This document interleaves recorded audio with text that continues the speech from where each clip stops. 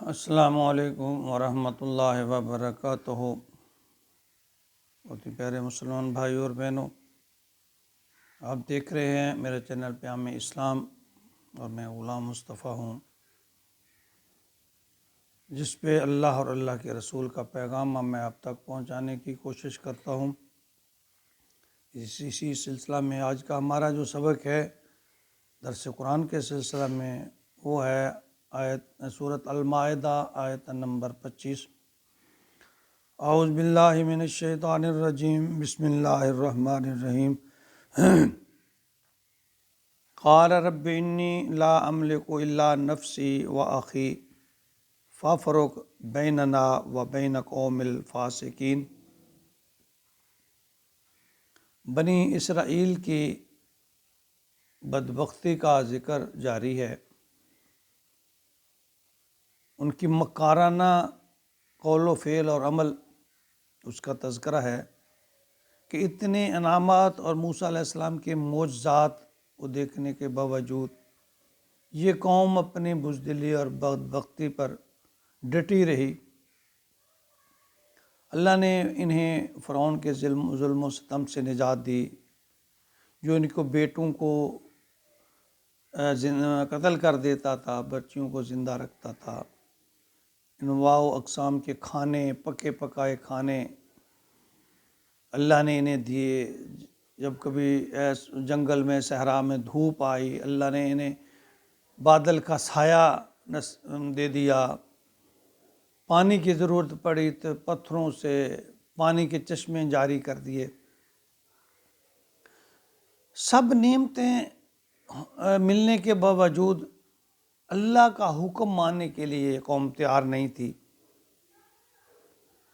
تو پھر اللہ نے فرمایا کہ چلو ایسا کرو کہ تم جاؤ اپنا اصل مسکن کی طرف چلے جاؤ، وہاں دروازے تک پہنچو گے، وہ جو لوگ ہیں وہاں کی قوم جو ہے وہ میں اسے مرعوب کر دوں گا، تو تم اس میں داخل ہو جانا، تمہاری فتح ہوگی، اللہ کی مدد تمہارے ساتھ ہے۔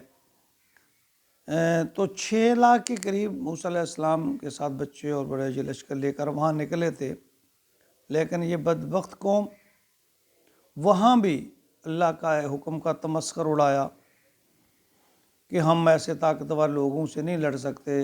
صرف یہی نہیں کہا، یعنی لگے جا موسیٰ تو اور تیرا رب جا کر لڑے، ہم سے نہیں لڑا جاتا، ہم تو یہاں بیٹھے ہیں۔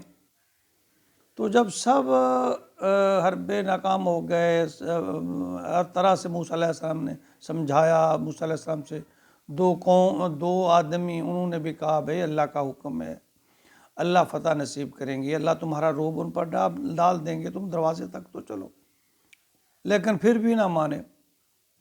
تو جب مایوس ہو گئے تو اس بے بسی کے عالم میں پھر موسیٰ علیہ السلام نے اللہ سے دعا کی۔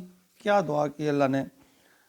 قال رب انی لا املک الا نفسی واخی۔ موسیٰ نے عرض کیا ہے میرے اللہ، قال رب، اے میرے رب، انی لا املک، نہیں میں مالک، الا نفسی، اپنے نفس کا، واخی، اور اپنے بھائی، یعنی میں صرف اپنی جان، اپنے بھائی کے کا ہی ذمہ دار ہوں، ہارون کا۔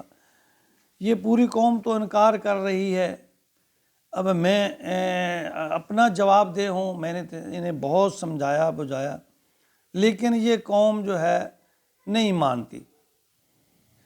فَفَرُقْ بَيْنَنَا وَبَيْنَ قَوْمِ الْفَاسِقِينَ۔ تو پھر اب کیا بد دعا کی موسیٰ نے؟ اے اللہ تو تفریق ڈال دے، جدا کر دے، بیننا و بین قوم، ہمارے اور ان نافرمان لوگوں کے درمیان جو ہے نا تفریق ڈال دے، انہیں علیحدہ کر دے۔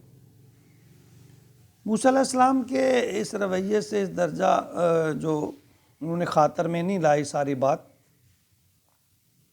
اور آپ علیحدگی کی تمنا کرنے لگے ان نانجاروں سے، تو یعنی موسیٰ نے فرمایا کہ انہوں نے اللہ تو نے اتنی نعمتیں انہیں عطا کی ہیں، انہوں نے برتی ہیں، میرے ہاتھ سے معجزے دیکھیں، اس کے باوجود یہ نہیں مانتے، بس اب انہیں اپنا عذاب دے، انہیں مجھ سے جدا کر دے۔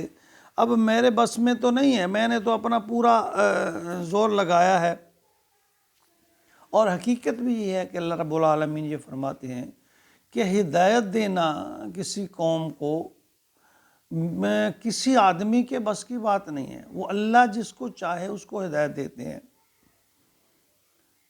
تو اسی طرح کہ صورت نساء میں بھی نبی اکرم صلی اللہ علیہ وسلم سے بھی اس طرح کا اللہ تعالیٰ نے جو حکم دیا تھا، فقاتل فی سبیل اللہ لا نکلف الا نفسک وحرز المؤمنین، کہ اللہ نے فرمایا کہ اللہ کی راہ میں قتال کرو، جہاد کرو، لا تکلف الا نفسک، تیرے نفس کے سوا، تیری جان کے علاوہ تم کسی کے مکلف نہیں ہو، وحرز المؤمنین، البتہ ایمان والوں کو ترغیب دو، یعنی اللہ کا پیغام پہنچانا پیغمبر کے بس میں ہوتا ہے، اللہ کے احکامات کو پہنچانا پیغمبر کے بس میں ہوتا ہے، کسی کو راہ راست پر لے آنا، صراط مستقیم پر چلانا، یہ پیغمبر کے دائرہ اختیار میں نہیں ہوتا، یہ اللہ کے اختیار میں ہے۔ اللہ واضح طور پہ فرماتے ہیں کہ میں جس کو چاہوں ہدایت دے دوں، وَيَهْدِي لِمَن يَشَاءُ، جس کو چاہوں میں ہدایت دے دوں، اور جس کو چاہوں میں سزا نہ دوں، اس کو ہدایت نہ دوں، انہیں گمراہ رکھوں۔ تو موسیٰ علیہ السلام نے آخری دم تک اپنا زور لگایا، لیکن بالآخر موسیٰ علیہ السلام نے اس قوم کے خلاف جو ہے بد دعا کر دی۔ اسی وقت ان پہ عذاب تو نہ آیا، لیکن اس کا ایک بہت بڑا حصہ عذاب کا یوں کہہ لیں، جس کا کہ اگلی آیت میں اللہ تعالیٰ ذکر فرما رہے ہیں، وہ اگلے سبق میں آئے گا۔ اللہ تعالیٰ نے پھر ان کی پکڑ کی، پھر ان کا جو حال کیا اس کا تذکرہ ہے۔